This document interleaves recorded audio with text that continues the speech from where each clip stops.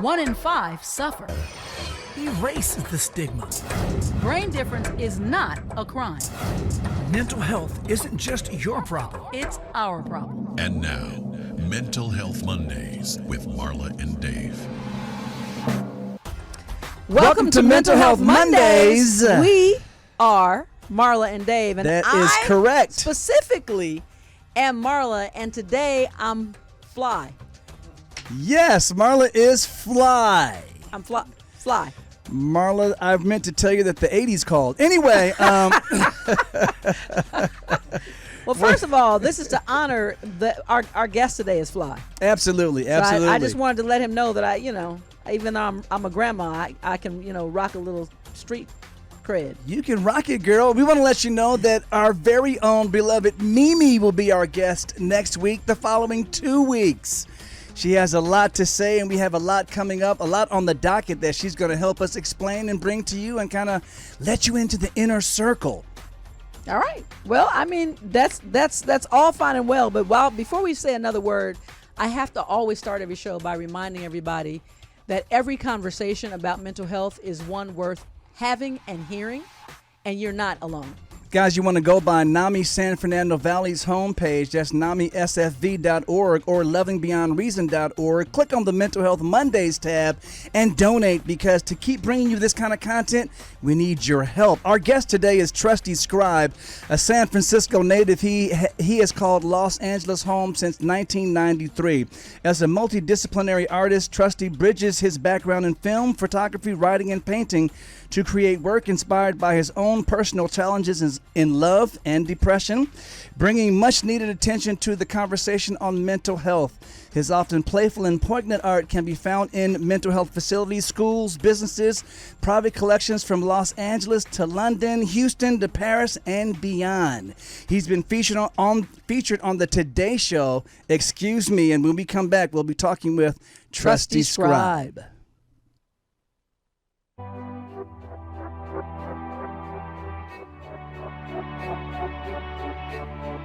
Help someone who is struggling by supporting the National Alliance on Mental Illness and be a part of the NAMI effect.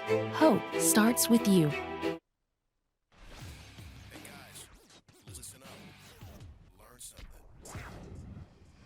All right. So as we said, I was actually throwing these up because this throwing up signs. Yeah. Throwing up signs. Yeah. We were gifted with this from Trusty, and I know this is too small for you to read, and it doesn't matter. It's mine. And so I'm going to wear it. You're the first to get those. Awesome. Exclusive. I love it. I just got those, yeah. I love it. Yeah, they're not even out yet. I'm going to buy a new cap just for that. Anyway, our guest, welcome TrustyScribe. Thank you so much. Thank you. Pleasure to be here. Thanks for having me. All Man, right. this intro is loaded. It leads with a lot of questions to be asked, but I'm gonna start with just giving you the initial floor. As far as we're going to approach the show a little bit differently today, this is and the reason why we're going to approach it differently is because we have a short amount of time, and I'm going to say it already, we're going to have Trusty back. But what we're going to do is, Trusty, we would like for you to just kind of give us a little bit of your background, how you grew up, and then take us through your artwork, because that's the main thing we want to feature, because tells it's the so story, amazing. for sure. Well, thank you so much. As you said, I grew up in San Francisco, and actually my stepdad is a well-respected therapist in the Bay Area. And to fast forward, way forward, in 2017, I slipped into a really bad depression. I'd been around the street art scene for a decade and a half at that point. How does one get into the street art scene? Well, I was a photographer. Is that like a tagger kind of thing? Well, I was a photographer. I mean, I tagged as a kid for a short amount of time, probably a year, tagging buses and signs and stuff.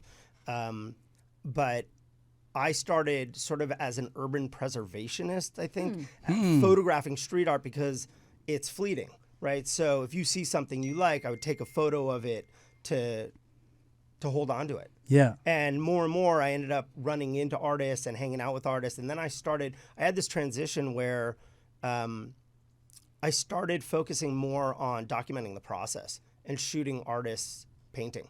And so I would spend days or even weeks on a wall, like massive murals, shooting up on lifts and on tops of buildings. And in 2017, I fell into a really bad depression. I was in an abusive relationship. And in the midst of that, I started painting. And the first thing that I came up with, because I've been a writer my whole life too. And so I had been thinking about it for a couple years. If I was going to do this, what would it be? What would it look like? And I figured it would probably be word-based.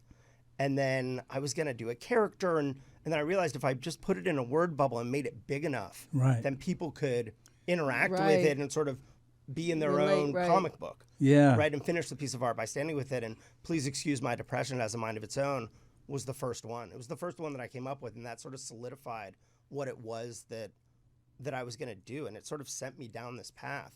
Because before that, it was just sort of like, oh, I could write fun little things and put them out there. But in the midst of that, that's what came of it organically, and it just took off from there. And so when you say took off, what happened once you did the first Please Excuse My Depression Has a Mind of Its Own piece? So I told 3 other people that I was thinking about doing this, and there were 3 other street artists, and I was sort of looking for permission. Do you think this is something I should do? And all of them knew what I was going through, and all of them were like, yeah, you should definitely do that. And so because I was photographing other artists, I needed to come up with a different name so that when I'm out shooting other people, they know that that's what I'm there for, and when I'm out painting, TrustyScribe. That's right. So it kind of separated the two worlds for you. And most people didn't know I was doing it. And so I went out and I painted it, and I started my Instagram and didn't tell anyone. And just organically, people started finding me. And it was within a couple weeks that I got a message from a kid that just said, hey, man, I came across your art. I tried to kill myself 3 times this year. Your art let me know that I'm not alone in this world, and I want to say thank you. Wow, man. And that was the thing that sort of, I've said from that point on, anything I do is icing on the cake. Oh, for sure. Right? To do something in your life that convinces another human being to stay on this planet another day longer. It's a different kind of feedback. Yeah. It's a different kind of feedback. I'll tell you what, the blessing in that is, as much as we give out in this world, what a gift it was that some people leave the planet and don't know how they've touched people. Yeah. So to me, that's kind of God's way of saying, this is what you need to be. This is it. Like, in other words, you got that feedback, which was so positive, and that's what it's for. Yeah, I say that I have the pleasure of being a small pebble in a big pond and causing a little ripple that will hopefully create some change in this world, because something I do might touch someone else, that then they touch someone else, and you just never know sort of how big that ripple will get and how much you'll impact the world. So now we had Please Excuse My Depression on the screen for a second. If we can bring that back, I want you to kind of take us through. When you first had it in mind, did you already know that you were going to do this sort of word-based art mixed in with sort of a street character appeal kind of thing? Well, that's so funny enough. That's actually City Kitty out of New York on the left there. That character, right. He's a buddy of mine. Yeah, out of the East Coast, and we were in London, and I painted that at the South Bank Skate Park in London. Wow! 3 or 4 years ago, it's still there. And the interesting thing about that park is it's painted over every single day, multiple times a day. It's one of the only legal spots. Place that they don't touch. It's one of the only legal spots in London that you can paint. So people are painting there all the time. Right. Every other artist, they paint around it. Yeah. And they've left it. Wow. Which, yeah, because I think it touches people in a way that they absolutely. There's something about that I can relate to. And it speaks to what we're feeling anyway. That's amazing, man. That is awesome. When we come back, we want you to now take us through the rest of your artwork and sort of the stories that surround it, because that's really the main thing, because this is a really, really cool thing that you're doing that's kind of mixing mental health advocacy with just who you are, just pouring out from your heart. Your art is an expression of you. Your creative nature is to the bone. I mean, I'm listening to you talk about writing, and I'm like, oh, he was born a pure creative on every level. Yeah. So that's amazing. We'll be right back with more with TrustyScribe when we return. When Dave and Marla get together, it's hot.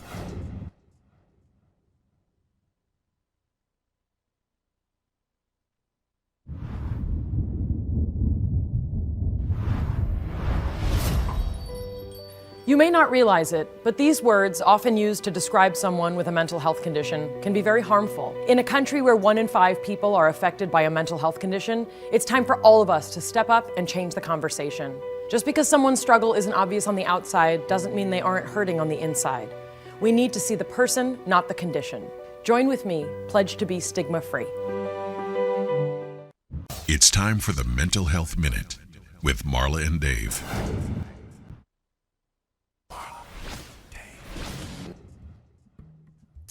Last week we told you that we were going to focus on ways to improve your mental health or your overall psychological well-being, and we gave you 5 tips.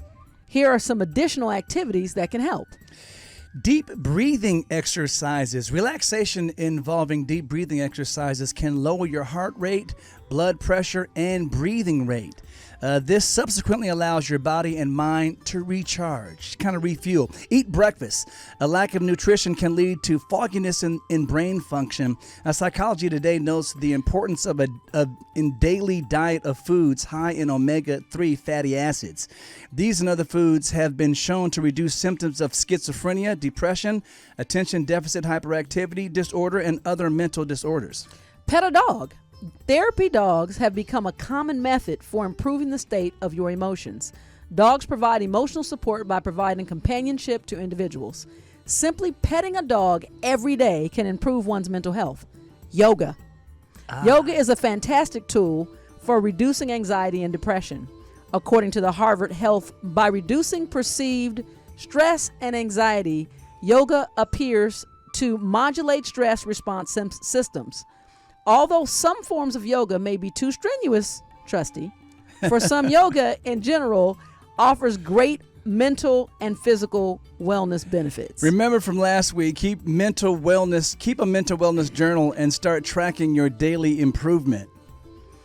And don't forget, this Mental Health Minute has been brought to you by Mental Health Mondays in partnership with NAMI San Fernando Valley and Loving Beyond Reason.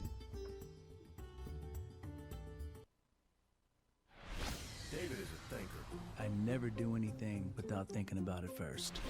Marla is a feeler. I basically wear my personality on my sleeve. But when Marla and Dave get together, it's like a match dancing with a firecracker. Right quick, because we're going to go through some more artwork, and we're going to let Trusty take us on a tour. But I have to read these because they're just amazing. Yeah. So Trusty shared with us, hot off the press, these quote patches. And this one says, which is really honestly my favorite, love is the only language I speak fluently. TrustyScribe. And the other says, please excuse my depression. It has a mind of its own. I'm going to put these someplace very special. Stay tuned. Yeah, I think of those two as sort of like the two sides of me. Mm-hmm. There's that love and compassion, and then there's the mental health aspect. Right. And what's great is it's sort of, both of them still bring you into it. I've had people that came across love language and ended up messaging me about a family member who committed suicide, or a friend that was struggling. So sort of I've discovered sort of through my work, no matter what I put out there, it sort of still funnels into a conversation about mental health, which is amazing. The thing that really came out of the Today Show for me was my piece that says, which is really the most challenging, I think, I don't want to kill myself, I just don't want to be here anymore. Yeah. I got hundreds and hundreds of messages and really made a point of answering everybody. Majority of those messages said some version of, when I saw you say, I don't want to kill myself, I just don't want to be here anymore, it was as though someone put into words for the first time what I've been feeling my entire life, which is so shocking and so sad, because out of those hundreds and hundreds of messages, I don't know what percentage but it was high. It was majority of people tapped into that specific piece. Yeah, now I saw a thing about a documentary on people who have thought that they wanted to take their lives by jumping off the San Francisco Bridge. Right. Kevin. Yes. Go ahead. His name is Kevin Hines. And one of the things that they were saying is the minute that they jump off, it's like, oh my God, I what have I done? Yeah, the second they let go. And that what you said, explains it perfectly. I didn't really want to be here, but I don't think I really wanted to kill myself. Right. Right. Yeah. Yeah. It's what you're dealing with in life is too much. And you want to, the way it shows up for me is I just want to pause everything and sort of end up on a fictional tropical beach. So time is paused. I'm taking my break away from everything that just seems too much. Yeah. But I don't want to. Right. End your existence. Right. Yeah. And too often there are times when those of us that are more on the normal spectrum, they look at that and say, oh, this person wanted to commit suicide. They don't really understand that the need to escape is greater than anything else. And that's just what happens. It's not that they want to kill themselves. Right. Which is why it's great that you're all doing this and that the conversation about mental health is becoming more and more mainstream. So people are starting to understand the difference between wanting to commit suicide and suicidal ideation, which a lot of people have. And a lot of people who have never experienced any sort of mental health issues don't understand that. And now it's becoming a mainstream conversation. Absolutely. Yeah. Well, take us through another piece. So I think we also have Dream as Though Your Life Depends on It. Absolutely. Again, it's that sort of aspirational, compassion-driven, sort of motivating you to sort of pursue whatever's in your heart. You know, you are, I was going to say phenomenal, but to be honest, the word that really comes to my mind is you're intuitively prophetic. Everything that you write has a meaning. And I'm not going to cry, but you might make me cry. So many times, just with my fight to normalize, that last picture. Tony, can we put that last piece back up? This is I would put this on my wall because this is it screams for me because my life has depended on me not letting go of a dream and then a reality that some kind of way, no matter what I'm feeling, that I matter. Which when you have all of the pieces on the exterior or people see you a certain way, you almost can't voice that. And so when I see that, I'm like, man, and he and I talk about it all the time. I'm like, man, it's tough sometimes to be able to balance that. So I want to say thank you for that because that's huge. And I just feel like that everything I'm seeing you do and everything that all of your artwork is really prophetic because you're giving voice to so many suppressed realities for people and it's real. And so, but you don't even want to say it because you seem foolish. Like, what do you mean that, you're really Marla, what right, more? So I've gotten that too. What do you mean you? You're the happy guy at the party or the loud guy at the party, right? Like, I'm an extroverted introvert. And what that means is I'm good around people to a certain point. Once that energy is depleted, I need to go away and recharge. Right. And so people don't sort of perceive, and I always say it's usually the happiest person in the room is the saddest. Right. Like comedians. So I did growing up in San Francisco, I would run into Robin Williams all the time. He was the best. It broke my heart when that happened. And crushed. And I, for a long time, wanted to do a piece to honor him. And I had a chance. I met David LaChapelle, the photographer, who has a studio in Hollywood.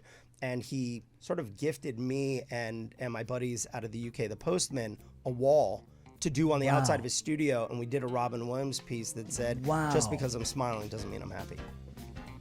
See there, he just did it again. And he knows when to do it too. We're going to a break. The music is playing. We didn't even give him the precursor to our breaks, and there he is. TrustyScribe bringing us into another break. We'll be back with more. TrustyScribe. He knows what's up.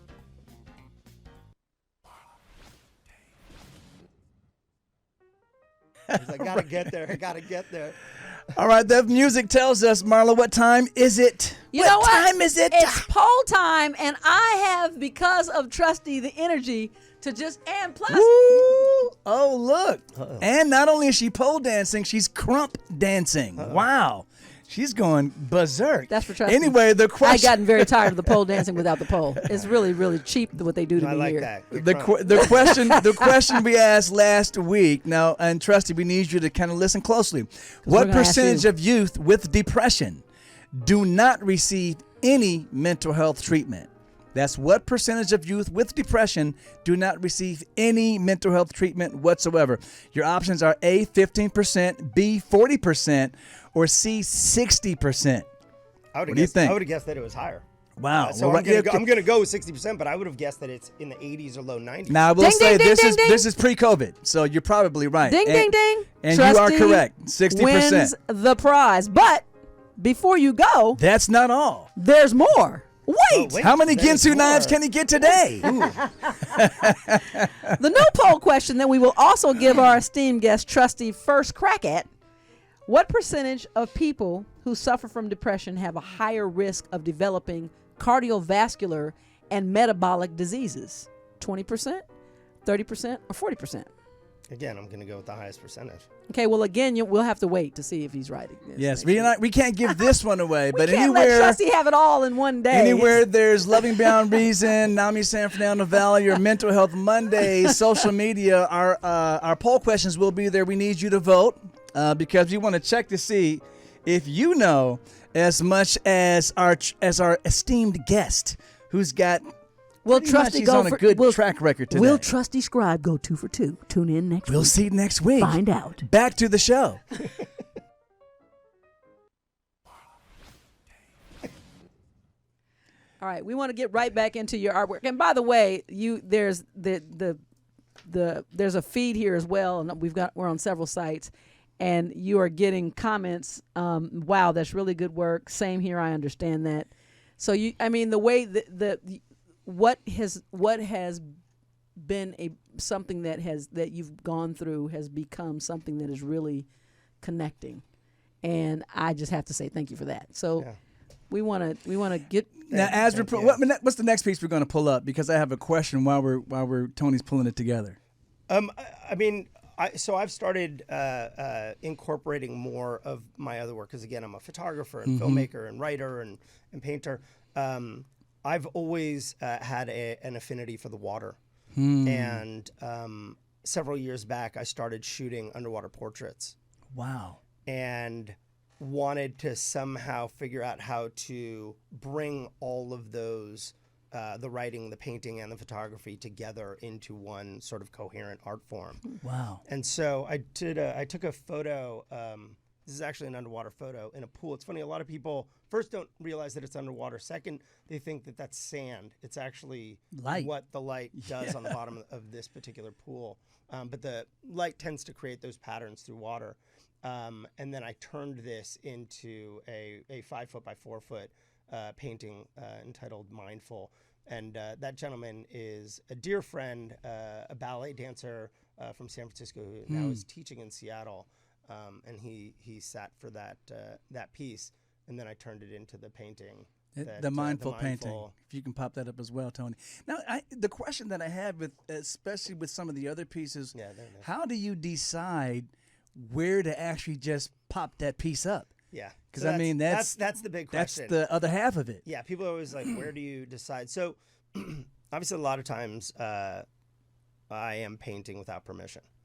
And I sort of follow my own set of rules. I think you ask 100 street artists why they do what they do, you're going to get 100 different answers. You ask them where they paint and why they paint there, you're going to get different answers. I follow sort of a fairly strict set of rules. Abandoned buildings, for lease buildings, stuff like that are usually fair game. There's some materials that I won't necessarily paint on, raw brick.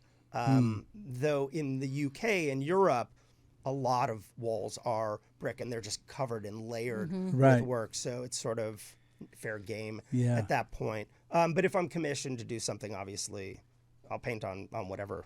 We're going to have to commission you no matter what. Yeah, for sure. I mean, that goes without saying. This is amazing. We need some TrustyScribe. My mind was like, so I see that in the pool. What about the real ocean? Yeah.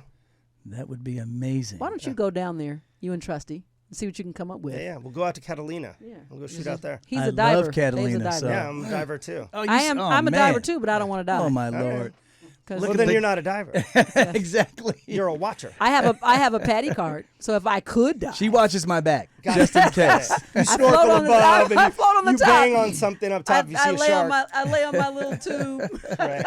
Yeah, I've always found the water to be really healing. And there's a lot of sort of similarity in the language we use in the water that we use in mental health stuff. Not being drowned, not being pulled under, trying to keep your head above water, things like that. Yeah. And so I find it healing Just being absolutely. in the water. Oh, first of all the way around the block.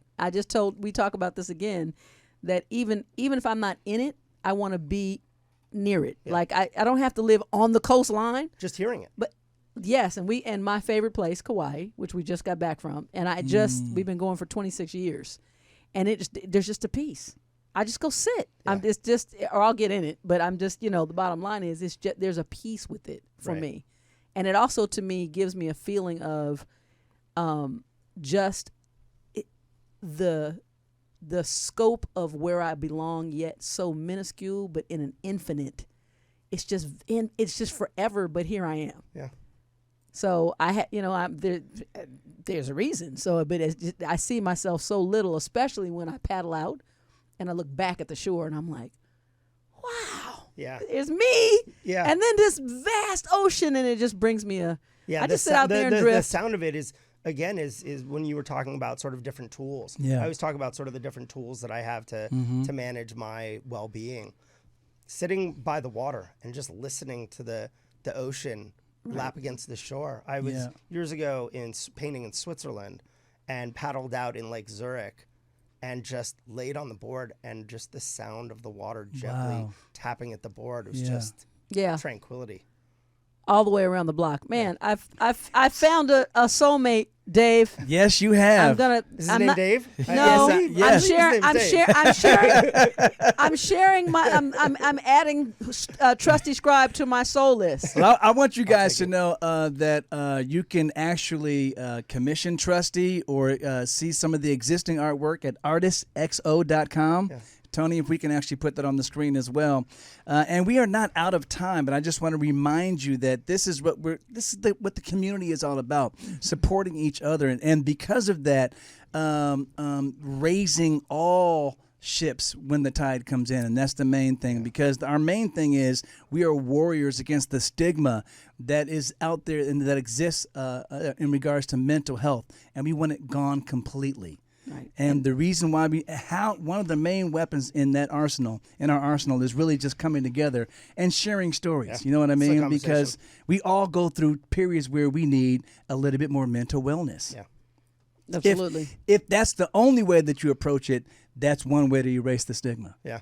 I mean, that's sort of the crux of what has happened with my work is when people learn who I am and what I do, they inevitably start talking about what they're going through. Absolutely. Or what their family members are going through. And what a lot of people don't take into consideration, which sort of breaks my heart over and over again, is the impact that it has on your friends and family. Like I know that this thing that is with me, that will most likely be with me forever, negatively impacts the people around me. But if we can keep talking about it and keep working to lift that stigma, it'll make it easier for everybody involved. Absolutely. And that's the other reason why I really love the love language piece. Mm-hmm. And that is because, you know what, it's time for us to be in tune with each other.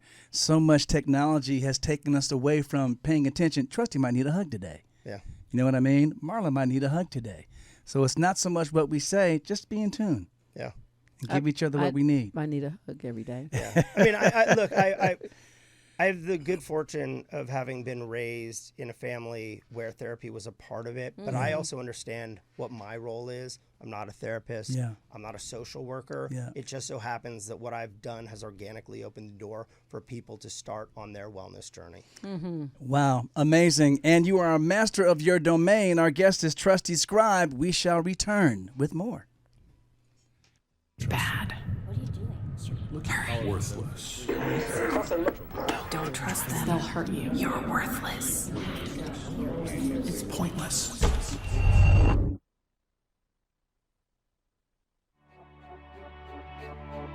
When the pain of schizophrenia meets hope, everything can change.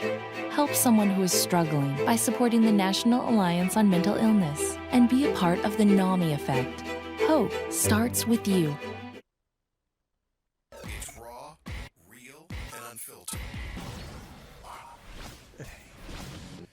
All right, we're back. Like you said, we exactly. So we've been connecting with TrustyScribe, and just what, like Dave said, the community, and one more way that you have presented your voice, love, through your art, through your messages and through your truth. And so those are the things that you've left with me, and those are the things that remind me that every day is just a step in my uniqueness to continue to be brave enough to be transparent and to share. Yeah, well, I appreciate what you're all doing. It makes a difference. Every little bit is making a difference. Well, we thank you, man. So again, and love, and I guess that's the biggest thing that we've learned even in our own household, that you are not defined by what you're going through, but love is the rule by which that governs us all. And so if love is the first thing, then you're open to understand. If anything you encounter in your life, if you approach it with love and compassion, no matter what it is. Exactly. Well, I was going to say, Trusty, why don't you give us some parting wisdom? But there it is. There it is. Or there if there's anything else. No, that's it. Love and compassion. We're going to let you tag. This is you're going to do a tag. A verbal tag. There you go. Yeah. Lead your life with more love and compassion, and the world will be a better place no matter what it is. Absolutely, man. So, Trusty, we're going to have you back, man. Oh, for sure. It'll be a pleasure. Going to have you back. And thank you so much. Again, Artist XO. Tony's going to put that on the screen. Do you ever paint on TrustyScribe? Do you ever paint Instagram? on like a person? If I wore like a white shirt, would you just like? No. No. I haven't, but I mean. Body art. Trusty notes. Woo! See? Trusty eats. Indeed. That you got to go out on that one. Our guest has been TrustyScribe. He's on Instagram. He's on all the social media sites and platforms. Make sure you stop by artistxo.com. You can purchase some of the work there. You can actually ask him to come and do a personal piece for you. That'll also be amazing. I know we're going to do that as well. Next week, Mimi, our beloved Mimi. Marlene McCraw, formerly known as. Yes, my mother-in-law, our mother, is going to be in studio. She's not our mother. She's my mother. Thank you again, Trusty. Thank you. And we'll have to have you back for sure. Yeah. Thank you. See you guys next week.